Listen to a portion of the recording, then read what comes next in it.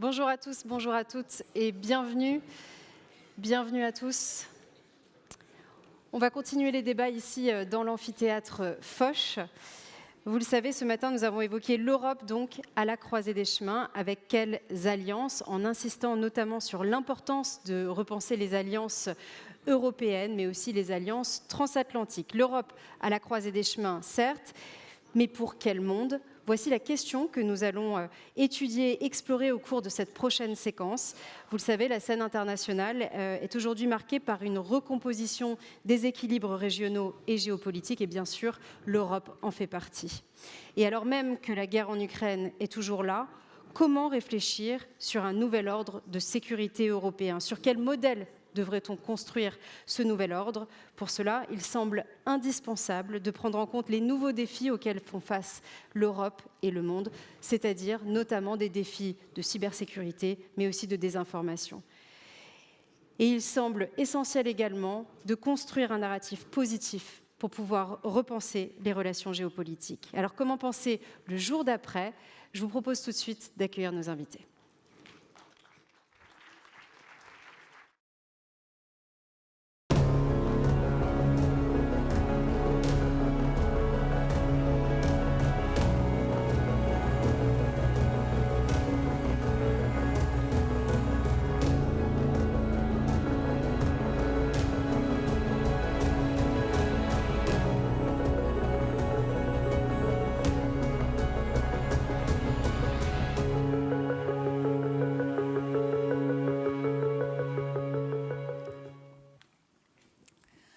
Bonjour, je suis Pascale Joannin, je dirige la Fondation Schuman et je suis très heureuse de vous retrouver ici pour ce table ronde sur le futur en effet du nouvel ordre de sécurité européen après en effet des déclarations qui ont été faites par le président américain nouvellement élu, des décisions qu'il a prises et puis des réunions qui ont eu lieu un peu partout en Europe. Il y en a eu à Londres, il y en a eu ici même, il y en a eu à Bruxelles la semaine dernière. Des décisions qui ont été prises par l'Union européenne sur un sujet qui a priori n'est pas dans son portefeuille puisque c'était des compétences qu'avaient gardées les États membres, mais il semblerait que ceci est décidé sur la force de la nécessité de mettre un petit peu plus au pot commun européen. Donc nous allons en débattre aujourd'hui. It will be in English because we have two European guests to speak about the new European security order. So I will introduce Daniel Hawai, who is coming from Netherlands and is working at the Ministry of Foreign Affairs of his country, and he will speak about the Dutch perspective of this question. And on video, we have a Danish guy, Flemming Hansen, who is working at the Danish Institute for International Affairs. Les autres panélistes sont français, ils ont bien voulu accepter de parler en anglais. Donc, Natalia Pouzyreff, qui est députée des Yvelines à l'Assemblée nationale et qui est membre de l'Assemblée parlementaire de l'OTAN et que certains d'entre vous connaissent bien, puisque ce n'est pas son premier mandat.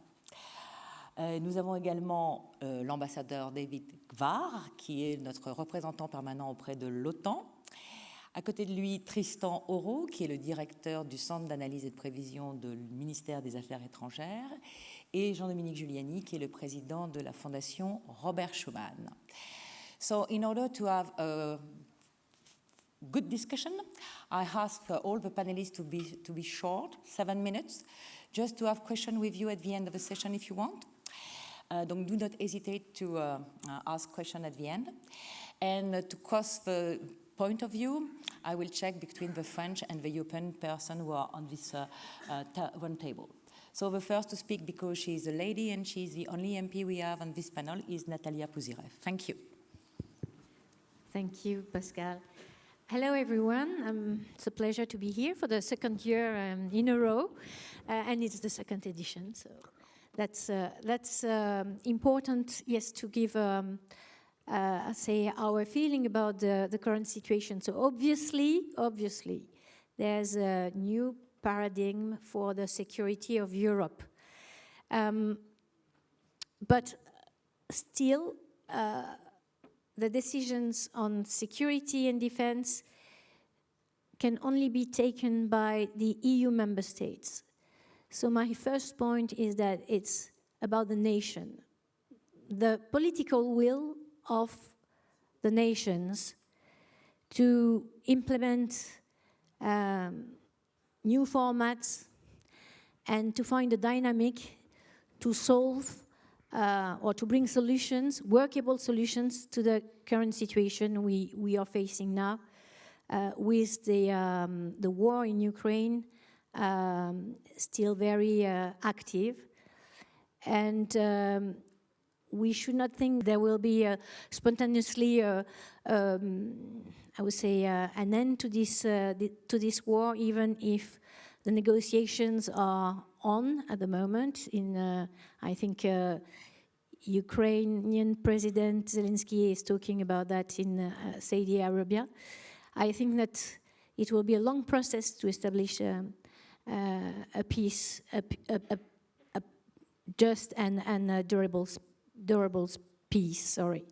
So, if we talk about the nations, we can see there's a new dynamic with the format E5, for instance, with France, UK, with Italy, Poland, and Germany that is currently active, and we have seen the meetings that took place in Paris, in London, with these new formats. We have also the format gathering the Baltic countries and the Nordic countries that is quite active. And moreover, the EU treaty, the Article 44, provides that it's possible amongst new European nations to form coalitions of the willing and capable. So I think definitely what is important is the political will of the nations.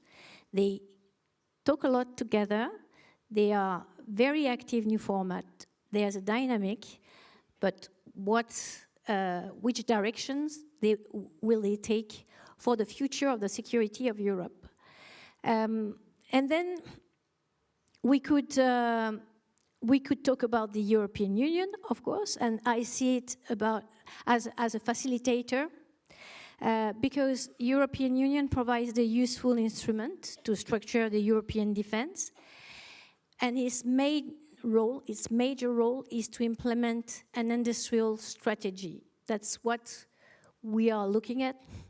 That's what we need, and it's obvious now that if the European nations have to step up and raise their budget and increase their support to Ukraine, they need to have more capabilities, military capabilities, and this is all what it's about. It's encouraging the European member states to invest in their industrial capabilities. And we know these industrial capabilities are very much fragmented across Europe. So there's a need for more integrated defense. And again, that's the role of the European Union and the Commission by using all its instruments. But for that to succeed, I think there will be a need for a kind of consolidation of the industrial base in Europe. We need to think about the future, the make or buy, give and take. Each nation has to go beyond its national interest. I think that's the key to succeed in this transformation, because the transformation now is underway already in some other countries, in Ukraine, obviously. The transformation is about delivering mass and delivering faster. So anyway, the industries, the industrial tool all across Europe have to evolve and be capable to deal with the dronization of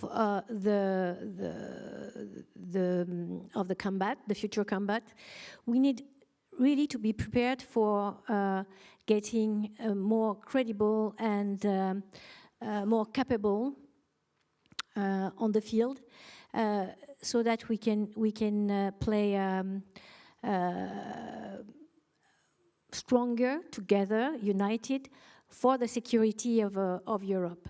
And of course, there's a political point, because we have under President Macron, I'm speaking for the French, we have been promoting this idea of strategic autonomy since 2017, and it was a bit hard message to deliver at the beginning.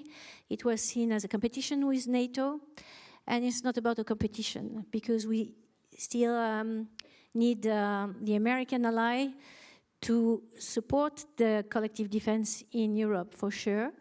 But it's about getting better prepared for anything that could come up at the borders of EU, and even could jeopardize the security of our countries and the cohesion of our society. Because we can no longer say that we are completely in peace in Europe. There have been attacks by Russian proxies. There are many hybrid threats going on. And we have to be very much aware and raise the awareness amongst the people, the population, that the situation is no longer a durable peace. So that's why we have to be prepared. I think many eyes of the European allies and of the UK, Norway, and other partners are turning now towards the French, towards France, because we have been the front runner of this position that is really to increase our autonomous capabilities. And it's a matter also of sovereignty. That's very important, to be sovereign regarding the new technologies that are necessary. And it's not only about AI, it's about also quantum. It's about skills, moreover. It's not only about technologies. It's about the skills for the new generation. If we want to maintain the engineers, the technicians that will be involved in the future of Europe, if we want to maintain them in Europe, if they don't want to see them leaving for the Silicon Valley or somewhere else in the world, we have to provide them opportunities to work on the critical age technologies. So I think France is really now seen as a leader, has got the leadership in Europe to mobilize its partners, mobilize in the short term for the support of Ukraine, but mobilize its partners to build the future, our common future, because we have this common destiny that is at hand, and now we have to put all the investment and all our efforts in making it a success. Thank you very much.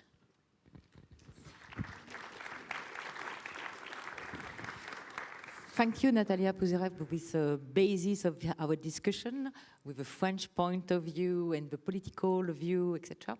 So now I will give the floor to Daniel, because he's coming from Netherlands, and I think you all know that Netherlands is the guest of honor this session of edition of PSDF. So he's coming from a country with, like France, founding countries of the Union, that his former prime minister is now the general secretary of NATO. And of course, he's in a country who has a new coalition with some party who are some not known from outside to be very pro-European. So let us know, please, Daniel, what is the current situation in Netherlands and how you see this new order of security in Europe from the Dutch perspective. Thank you. Thank you very much. Allow me to start, Madame la... Oui, ça marche? Là, comme ça. Super.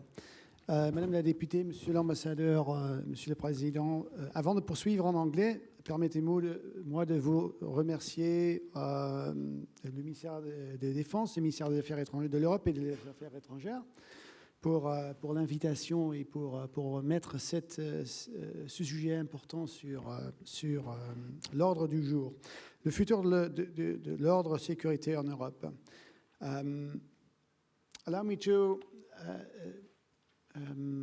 sketch some general remarks before I'll get to your question on how this current situation is perceived in the Netherlands. As there are different variations of the definition of the concept of security order, it's important that we specify the term. The understanding that we should discuss today comprises not only deterrence and defense, but also arms control, as two sides of our collective effort in maintaining strategic stability, one of the issues that France has been leading on for, I would say, decades. To that end, NATO, the EU, OSCE fora play and continue to play, we think, a crucial role. The current European security order rests, among others, on the international rules-based order, which we are not going to throw overboard, but which in itself has experienced some severe challenges recently, and two obvious and crucial developments bear mentioning. For one, the war which is taking place on the European continent, caused by the illegal invasion of Ukraine by the Russian Federation, a permanent member of the UN Security Council and a nuclear weapon state. And second, the international arms control agreements that have been crucial for building trust and confidence, preventing further, amongst others, nuclear arms race, and creating stability, they are faltering. These include the INF Treaty, the ABM Treaty, the CFE Treaty, whilst the future of New START is uncertain. In addition, the European security order is being influenced, as was said this morning also by the ministers, by an increasing uncertainty about US foreign policy. This results in the need for Europe to strengthen our deterrence, taking into account the 3 C's: capabilities, credibility, and communication. And we will do that in a joint way with partners. I'll get back to that later. NATO, for us, still is the cornerstone of our deterrence and collective defense. You, Madam Députée, already mentioned Ukraine. Europe does not have the inter alia military resources necessary to support Kiev alone at this moment. A clear signal, though, sent by our Minister of Defense this morning, is that we need and we will do more. Europe needs and will do more to ensure its own territorial defense, a need that would grow even more acute when the Ukraine war ends on terms favorable to Russia. Europe's priority should be on the protection of our continent and the broader stability. And as I've said, with partners close by. I've seen a lot of colleagues from the UK here, but also from Norway, for instance, as far away, inter alia, the Indo-Pacific, which is also an area in which France plays a very, very important role. And as our minister this morning said, for instance, the freedom of navigation in the Taiwan Strait. Now, on achieving a new balance, the answer seems to lie in a variety of aspects. Primarily, it's important to learn from the recent past structures, past dynamics, and past behaviors. The past teaches us important lessons on how states have conducted themselves, how certain dynamics have come to exist, and how certain agreements were negotiated. Hence, gaining insight from a reflection on recent history, while resisting the temptation to re-engage in old discussions, is a necessary aspect of envisioning a sustainable future security order.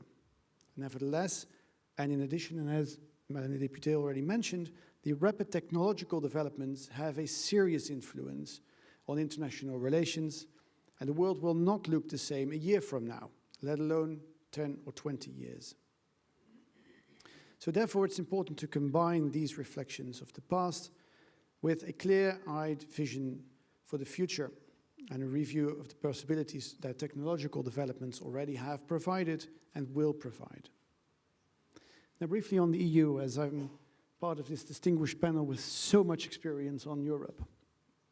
The deteriorated security order in Europe asked for a credible deterrence and defense of the NATO alliance and broader.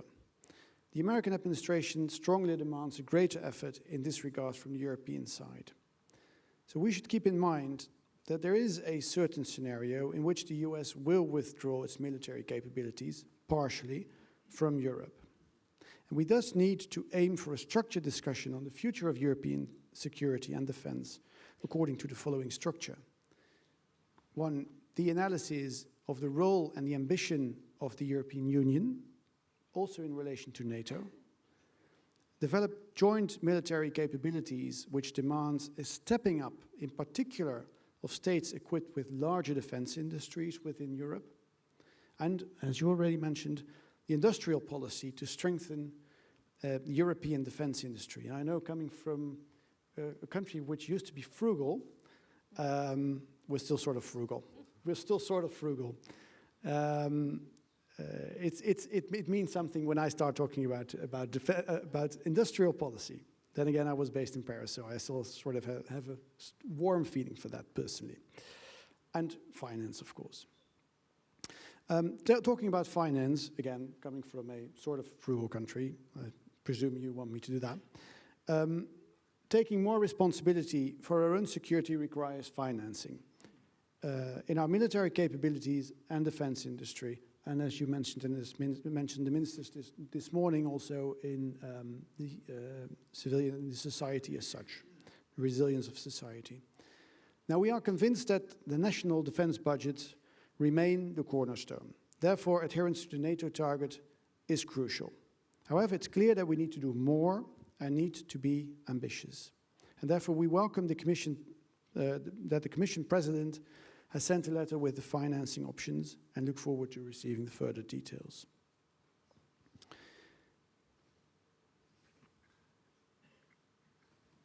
Awaiting for these formal proposals, I would say we would think along the following lines. Private investment in defense industry must be promoted. Moving the European Investment Bank's mandate to core defense should be explored while maintaining financial stability. The use of existing funds for the purpose of defense should be facilitated, and possible use of flexibility in the Stability and Growth Pact, temporary and targeted, while they include safeguards to maintain the sustainability of public finance also in the future. In light of time, I'll just skip that, or we might come up to that in the questions. Another point I would like to make, talking about European architecture, is the importance of risk reduction. A practical application of the various insights, both from the past as looking forward in relation to new technologies, comes from this, is relevant to risk reduction measures. And one of our priorities should be to build towards a European security order and focus also on these risk reduction measures in the medium term, while we are increasing our defense and deterrence. The Hague Code of Conduct on missiles and missile launch, again, which is against the proliferation of ballistic missiles, serves as an example of effective risk reduction. It's one of the few examples which still sort of works, and it's important to learn from this. Finally, and I'm coming to a conclusion, according to us, and it will be an interesting discussion with specifically France in the future, we are developing the thinking on the diversification within the escalation potential. On the broader scale of potential escalation pathways, the European approach seems currently black or white. And it's important, therefore, to focus on a diverse set of options in order to mitigate escalation in a controlled manner. As such, we need to use technological developments and insert them as additional steps in our escalation ladder. Each additional step creates an opportunity for dialogue, for communication, make sure that the signals we send are heard in the way that we send them, and work on risk reduction between the states. Now, we recognize that escalation cannot be a linear process, but we do hope to establish that escalation in and of itself can take place with more steps in between. And we therefore emphasize the essence of an open communication line between states and encourage platforms that still provide these lines of communication to ensure that during times of escalation, relevant powers are still capable of communicating. That is also part of the security structure or security architecture. Coming to a conclusion, Europe stands at a crossroads, as this conference subtitle stipulates, which will fully determine the direction of and the future of the European security order. We believe that currently the European security order would benefit from strengthening credibly in order to return to a form of rules-based system with mutual security agreements. In the end, not now, but in a few decades, where it's clear that we do not return to geopolitical holiday, but in the end, strength, balance, and predictability in relation to the main adversaries benefits our security and prosperity most. Looking forward to your remarks. Thank you, Daniel.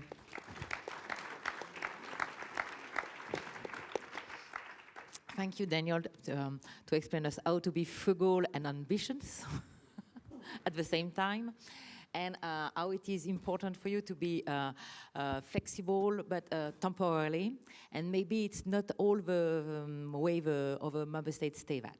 So I will give the floor to Tristan, who is the French Minister of Foreign Affairs, and ask him to speak about more European Union development, because we have this meeting, European Summit last week, and we have also some declaration from the maybe future German Chancellor, who is quite different than what we used to hear from Berlin or Bonn for a long time.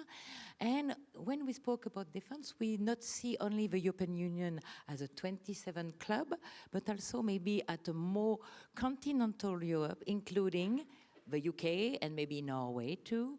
And how you see all this new development, Tristan? Thank you very much, Pascale, and thanks to the organizers for offering me this opportunity to talk at this conference on this very topical issue. Coming back to what you just said, I would like to start by saying one thing about the strategic context, just to underline telegraphically how much we are facing a critical juncture for the future of this future European security order.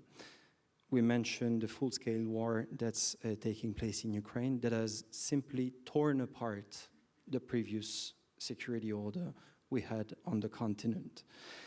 And the fact is that the way this war will end will actually shape the future of our security for the long term. This war has been engaged by revisionist Russia, where it's important to underline that basically the strategic aims of Russia are actually not limited to Ukraine, and there is no sign at this stage that the current Russian regime has changed its, let's say, maximalist aims that were set out in December 2021, which poses a major long-term threat to the European security order. Looking beyond Russia, we see alignments, further alignment between adversaries of Europe. We mentioned Russia, but now we have North Korean troops in Ukraine, which is a significant development. We see further cooperation developing between Russia and China as well, and I could continue with this alignment of, let's say, rivals. It is in this context that we need to start thinking about the uncertainties that have been mentioned about the future of the transatlantic alliance. I'm not coming back to the declarations of the Secretary of Defense Hexet in NATO a few weeks ago, Vice President Vance in Munich. It was quite clear that they were asking for more responsibility for the Europeans in ensuring the security of the continent. But this is certainly a turning point in the way we look at ensuring our own security. And this is not limited to, let's say, the war in Ukraine. This is a threat on the whole spectrum of conflictuality that we're currently facing in Europe on all theaters. So all of this that I wanted to recall leads to a huge paradigm shift in the way we look at our defense and our security. And what we see is not maybe completely new, but at least the pace of it, the acceleration of the deterioration of our security environment is certainly something extremely significant, which calls in response for a brutal acceleration of our capacity to defend the continent. In the short term, that means full support to Ukraine, to put it in a sort of a robust position in the context, I mean, as robust as possible position in the context of the ongoing war and negotiations, and in the meantime in securing the continent. Jumping to what Madame Pouzyreff said at the beginning, I do believe that this is first the responsibility of member states. And what we've seen in the past few days and weeks is quite frankly astounding in terms of actions and not words. It's been the case in France, where basically now the president announced a rise of defense spending from 2 to 3.5%. In the UK, where Keir Starmer announced its willingness to increase defense spending significantly as well. And you mentioned the German Chancellor. And I think here what we've seen, the future one, yeah. But what we've seen is frankly extremely significant for the defense of Europe, because the way, not even being the German Chancellor yet, but the way he announced his willingness to reform the debt brake for defense spending is certainly a most significant turning point for European defense. I could also mention Poland, the Baltic states, Scandinavians. I mean, we see this tendency all around Europe. Member states on the one hand, Commission on the other. What President von der Leyen spelled out in the run-up to the European Council last week was also very significant. And what I found interesting beyond the financing part of what the Commission proposed last week is how European leaders identified pretty clearly actually the priority areas in which they want to spend that money. It's not only financing, it's also identifying critical capabilities in which they will want to invest. And I think David may come back to this, but they put it in full coherence with NATO in their conclusions, which is significant if you think about all the years where we've been talking about EU-NATO cooperation and so on and so forth. Now we're moving to a complete other step. So now, on your point of a continental nature of these efforts, I think it's a very interesting development to see that in the past few days and weeks, different formats have been assembled to foster unity at European level, going beyond the EU at 27. And I think this is extremely significant. The fact that 5 years after the end of Brexit negotiations, the UK is completely at the table. The fact that Keir Starmer had all these European leaders around him in Downing Street a few days ago is certainly very significant. It's the case for the UK, it's the case for Norway, it's also the case for Turkey, which was invited to London in that occasion. So here, I think that on the French side, what it calls for is strengthening ties with key allies. I mentioned the UK. I think Lancaster House treaties are the bedrock of our defense cooperations.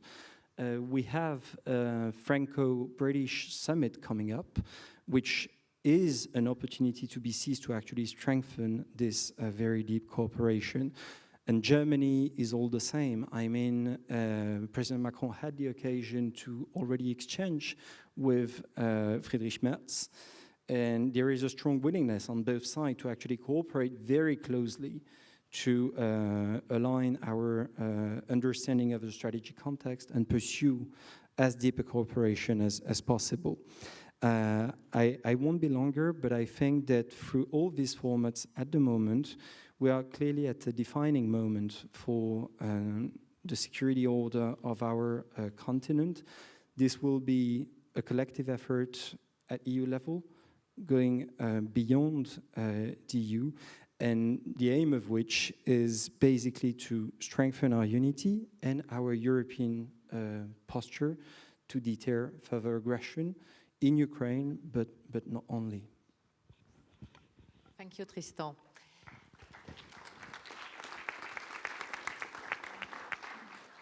So now we will go to Copenhagen in Denmark, because Flemming is not able to join, and he regret that. But it was very interesting to have his comments about the new security order, because first, he comes from a country who was not involved at the beginning in the defense and community policy at the European level. And first of all, because he's coming also from a country who is quite aggressed by the US President regarding Greenland, and we know that Greenland has a general election today. So maybe we'll have 2 points to eclair the audience here about these two facts. I will give you the floor for 7 minutes, Flemming.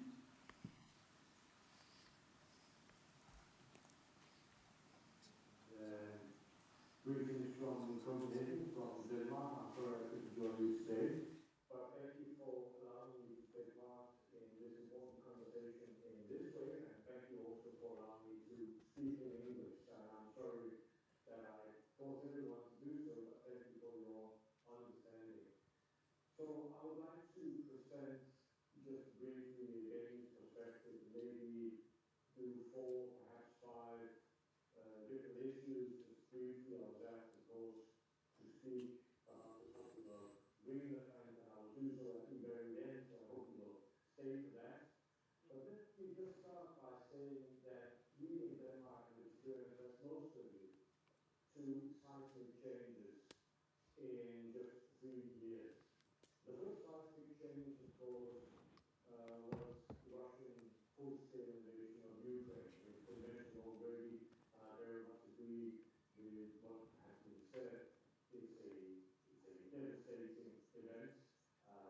Now we've been worried about the war for 3 years, and now suddenly we worry about the peace and the way that the peace may shape the security architecture also of Europe. So the first seismic change, of course, is Russia's full-scale invasion of Ukraine in February 2022. And the other seismic change is the presidential election in the US and the inauguration of Trump and everything that the new Trump administration, Trump 0.2, has brought with it.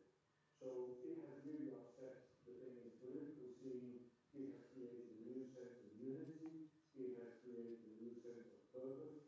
And it has created also a new sense of urgency, which leads us now to evaluate, I guess, almost all options, including many of the issues that were mentioned by the previous speakers.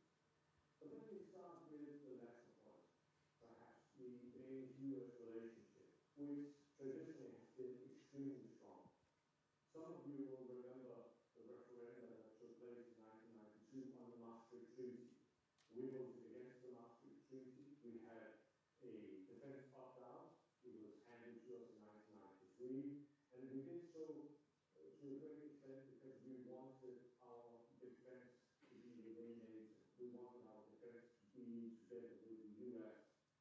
And we were so strong Atlanticists that we went to war with the US in Afghanistan, in Iraq, in Libya, and in Syria.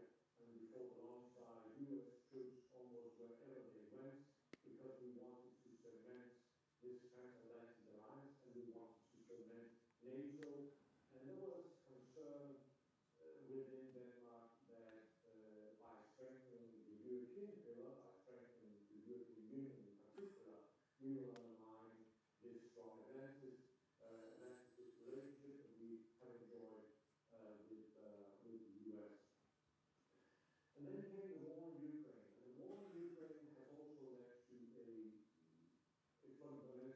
reshaping of our approach. We have decided almost immediately to get rid of the defense opt-out. The defense opt-out existed for 3 decades, and for those of us who are old enough to remember the referendum in 92 and 93, I really didn't expect the opt-out to just be removed like this. The defense opt-out was removed in June 2022. There was hardly any debate. There was a great majority in favor of this decision, and it reflected, of course, a recognition that we needed to align much more strongly now with the European Union, as we would need to deal with Russian invasion, and we would need to deal with Ukraine and how to support Ukraine in different ways, including through defense. There was also, as part of this, a reorientation towards a more pro-European Union stance. This has been, this is now felt even stronger, and it also leads us to support many of the policies that were mentioned before, including, for instance, when it comes to funding, the financing of different types of activities, including research and development, defense funding, part of which will go to Ukraine. So we're very much open now for EU cooperation in all different spheres and forms, and this is something which was more or less unthinkable just a few years ago. As part of this, a unprecedented unity has emerged in Danish defense and foreign policy. Some of you will remember the stance of Denmark back in the 1980s within NATO. We had this footnote policy where we would have amendments and additions to all kinds of policies. There was great debate concerning the role of Denmark in the international system within NATO, within the European community at the time, but now we see unprecedented unity. And that unprecedented unity also points in the direction of everything is on the table. Nothing is being ruled out. And I mentioned, for instance, defense spending within the European Union, increased role for European institutions. So all of these issues are now acceptable. They are legitimate to discuss. Our Prime Minister is even now open to the possibility, so she explained just the other day, for instance, for the deployment of nuclear weapons by other states, of course, for instance, by France on Danish territory. And that, of course, is a deterrence against Russia, but it shows how far we have moved because of the war in Ukraine, because of the threat posed by Russia, and of course, by the rapid deterioration in our relationship with the US. And let me just finish on that. Some of you will remember back in January when Donald Trump was just inaugurated as US president, and the discussion about US control over Greenland suddenly came up. We had heard this before. We heard this in 2019. There were rumors back in December that this could be a policy initiative from the new Trump administration to take over Greenland. And very famously, in a brief interview, Trump was asked about how to do so, and he was asked whether he would rule out the use of military means, and he said, no, we don't rule this out. So basically what happened in January this year was that the US, a leading NATO ally, threatened a second NATO member state, the Kingdom of Denmark, with the use of military means to take over part of our territory. What happened next then is that first France and then Germany came to the support of Denmark, the Kingdom of Denmark, which means that now we had two major NATO member states coming out in support of a third member state against the fourth NATO member state. And however we look at this, of course, it leaves scratches in the NATO cooperation, and it's something which has left a tremendous impression in Denmark. Now, the Greenlanders will vote today. Polling stations have opened, that they have parliamentary election today, and it is an extremely important and interesting election because part of their future will now be decided. But it happens under the influence of immense US pressure on the population of Greenland, and it is something which gives massive cause for concern in Denmark. What we should expect following the election in Greenland today is that the Danish government will come out much more open, in a much more offensive way, to go against US claims to take over Greenland. The Danish authorities have been holding back because of the parliamentary election in Greenland. They were afraid that they would be accused of interfering in the parliamentary election, so they've been sort of sitting back. But we should expect, if not today, then at least tomorrow, the Danish authorities will be out arguing against this and trying to roll back US pressure.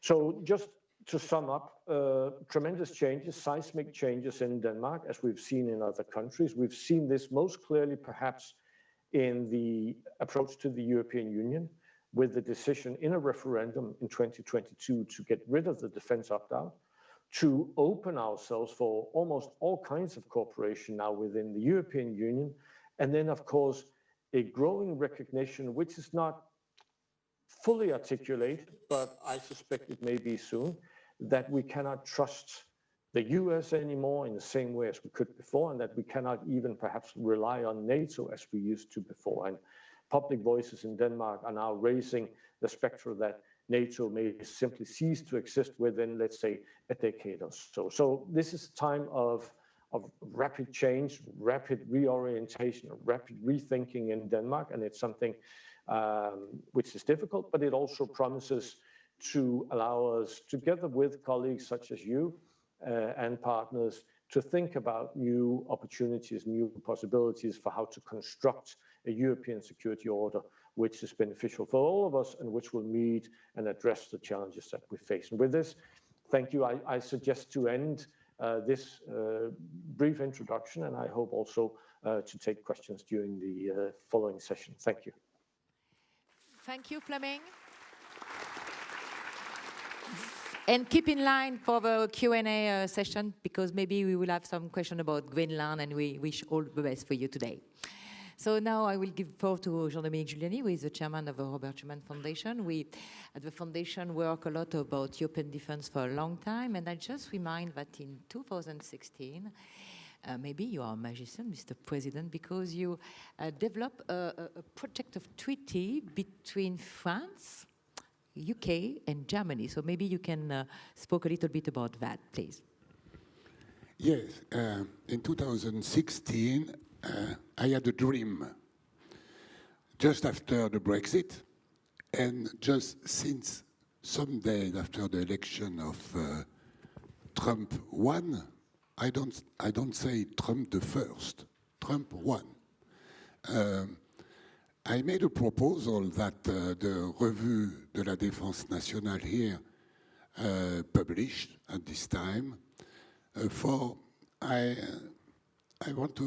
I have proposed a new treaty, maybe only an agreement, between France, UK, and Germany, open to the other, to reassure the defense of Europe and to unblock at this time the debate about the European defense.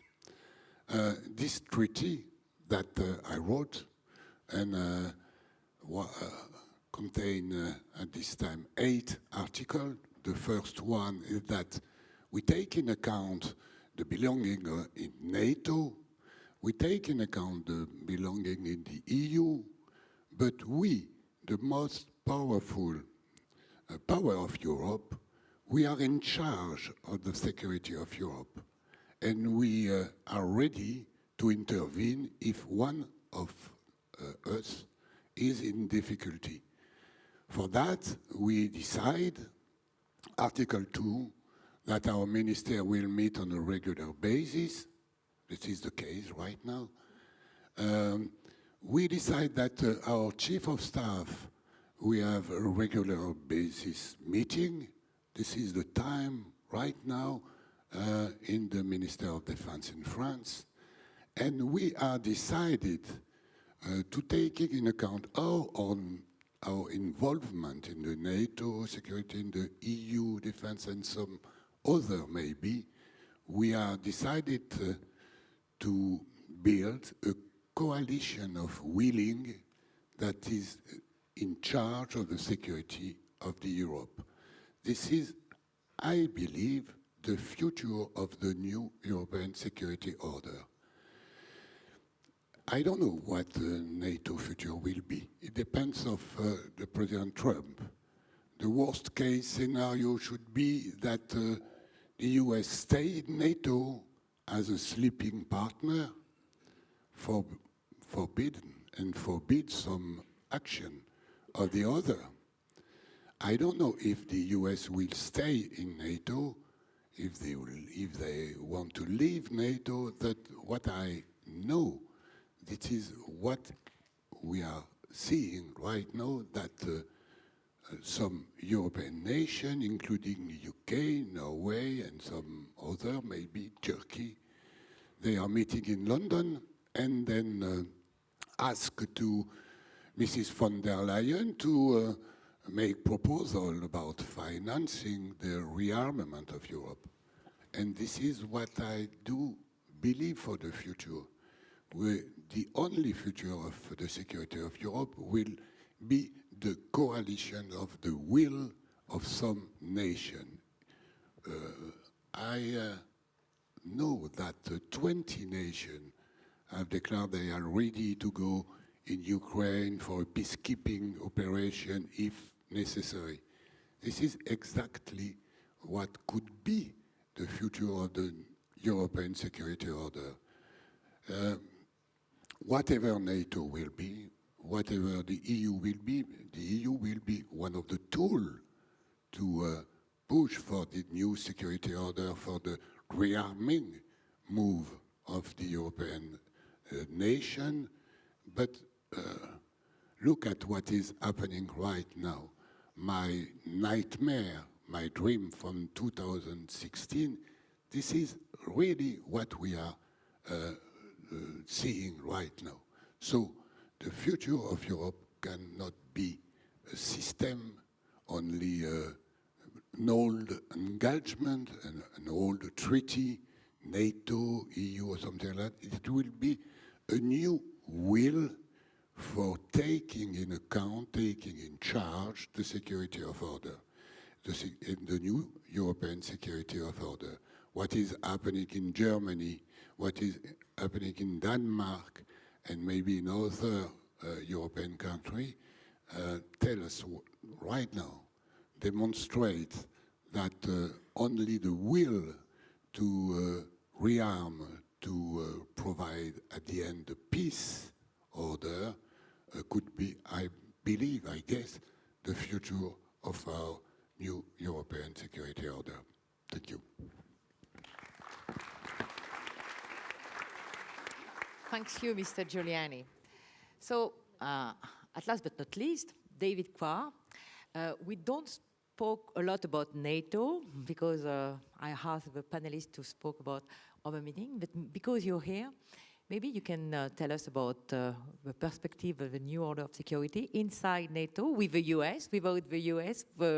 What kind of future you see in your organization, your present funds now? Thank you. I'll address this with pleasure. The benefit of coming last is that I could reflect on what the fellow panelists have said. And it reminds me of a book I'm reading now, which is the diary of the first French ambassador to NATO, Hervé Alphand. Particularly in the period from 46 to 56-7, where there was a lot of permanent debate. You know, those are the years where NATO was created, enlarged to Germany. The European Defense Community failed. The Coal and Steel Community was launched. And there was a permanent debate in the defense community, always relying on the issue of trust. You know, is there any way to build trust with the Russians? Probably not. Can we ever trust Germany again? Maybe. Maybe not. What about the US? And what I've heard really reminds me of that time. And so I think we should have this debate. I mean, we should not pretend that we have all the solutions to what's coming at us. But I think it's a debate of that level that we need to have. So NATO is discovering, as some of us maybe will in their private lives, that you can be very strong and feeling healthy and confident in yourself at 75, and not so much at 76. Because there are unsettling things happening. I would say the first one obviously was already addressed, is to have threats coming from the US directed at allies and not directed at the country that NATO is there to prepare us to defend from. That I think is new. And so it's very unsettling. The second thing that is unsettling, I think to many, not quite at the same level, but still, is that France is not rejoicing, is not putting fuel on this fire and fury, but quite the contrary, is extremely active with the US. And I think you've all seen how President Macron is really trying to engage to find a positive way out of this situation. Another reason why it's unsettling is that NATO has been working for the last 3 years as a result of the aggression in Ukraine on its plans, its capabilities, its targets. It's kind of back to its core business of preparing and deterring a war with Russia. And that, I think, has made everyone aware of how much work needs to be done. Probably in a NATO setting, we are even more aware, because it's our day-to-day work, of the capability shortfalls, of the fact that we are not where we should be. And therefore, there is a feeling of kind of panic, of, oh my God, we cannot do this alone. We cannot even replace. And then you go from panic straight into wishful thinking. Which is, since we cannot do it, then it really shouldn't happen. And, oh, there is a very positive sign because somebody said something nice in a private meeting, and therefore we can build on that. And it's also quite dangerous because along this way, anything that creates a problem, you should not talk about. And maybe even Zelensky, he was not so good at that meeting. Maybe he could have handled it otherwise, you know. So we need to be very careful about this. So if I look at scenarios in front of us, I see one, a positive one, the one we are very, very, very actively trying to work on, which is the burden sharing, burden shifting scenario. After all, if the US tells the Europeans you need to do more and the Europeans want to do more, there should be a solution, right? So doing more in Ukraine, taking part and taking risks to ensure that a peace would be sustainable with US support, but with the Europeans in the front. That could be burden sharing in Ukraine. Plus, of course, keeping very strong, as we've been doing, a very strong financial support to Ukraine.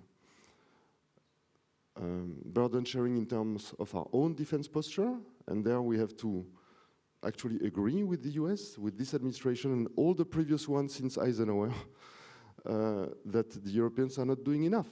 It's actually true that there has been a collective free riding on the US. And I think now there is maybe a bit late, a realization we need to step up dramatically. But the latest meetings and decisions are very positive in this regard. So that's the positive scenario. And down this road, the Europeans grow more confident in themselves, maybe more assertive in NATO, maybe also they take more responsibilities within NATO, and the EU, as was said, starts to do clever industrial policy to help have a much stronger European industrial base. Of course, that's only one scenario, the one we are working on very actively, but we must be aware that there is a scenario of division that is perfectly possible. Division either because the Europeans at some point rebel or revolt against the US if the US decides to throw Ukraine under the bus, or starts to negotiate with Russia elements of the NATO posture. We know that Putin is going to ask that. But it could come also from the US if they decide that they are no longer interested in being too involved in NATO, and there are many, many scenarios of what they could be doing. So it's not easy to plan for that, and I'm not actually going to go into this, but clearly we must think about it. And there are a few elements in conclusions I would like to underline that I think we need to work on in any scenario. One was mentioned, EU-NATO cooperation. It's actually good. The leaderships are aligned in the EU, in NATO, and in the, I would say, most EU member states. That's very good. We need to really push this forward. I would note here that I start to wonder if at some point there will not be more coordination between EU and NATO than between the people doing EU and NATO in the respective ministries. So I think it's a real issue that we need to address in defense ministries, in foreign ministries. Of course, it doesn't apply to France where it's smooth. But it's really important because those are two different crowds, and we need to have an integrated EU-NATO strategy.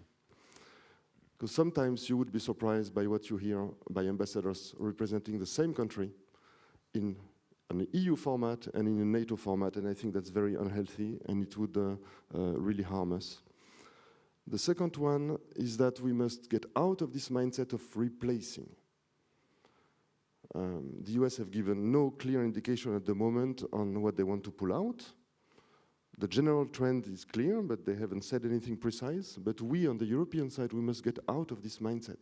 A plane goes out, we replace it by a plane. A soldier goes out, we replace it by a soldier. That is actually impossible, or very, very hard to do, and impossible in a short time. We must be thinking of what we can do quickly, with the means available, with the investment we can make, and we must think on how we leverage technology and innovation. There is a former SACTI in the room. I think NATO, the EU-NATO discussion can also be useful in this regard. And the third and last element was also already mentioned by Natalia and Tristan. We must work very, very, very closely between the like-minded, we say able and willing European countries. Inside that group, it's very interesting that everything seems possible between France and Germany, between France and UK at the moment. It's the first time in a long time. And it's, I think it's already happening, and we will definitely push full steam ahead to have this very strong network, and that will produce effects in the EU and at NATO as well. Thank you. Thank you very much.